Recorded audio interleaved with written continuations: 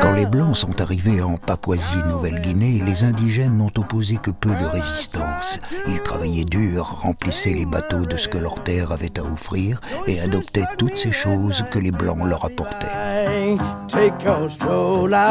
De toutes ces choses, les indigènes appréciaient surtout les routes, les écoles et les hôpitaux. Mais alors qu'eux-mêmes apprenaient à les construire, et puisqu'après tout, les ressources leur appartenaient, ils ne voulaient plus être dépendants. Une poignée d'indigènes s'est donc levée pour demander aux Blancs de partir.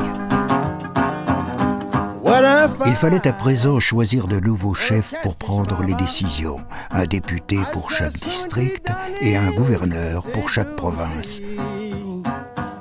Pour se faire élire, les candidats promettaient la prospérité. En peu de temps, les richesses du pays deviendraient routes, écoles et hôpitaux en grand nombre.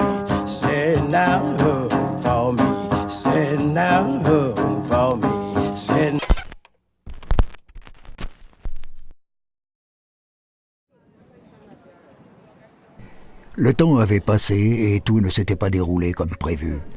Les routes s'étaient détériorées, les écoles manquaient de moyens et les hôpitaux étaient à court de médicaments et de personnel. La plupart des chefs élus, eux, s'étaient beaucoup enrichis et certains, pour ne pas trop se mélanger avec une population qui ne leur ressemblait plus, se barricadaient sur les collines de la capitale.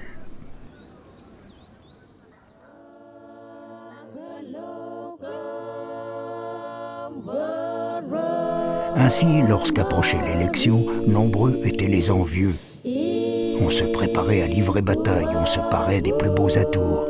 Et qu'importe si la confiance à l'égard des chefs s'était détériorée elle aussi, on trouverait bien un moyen de convaincre.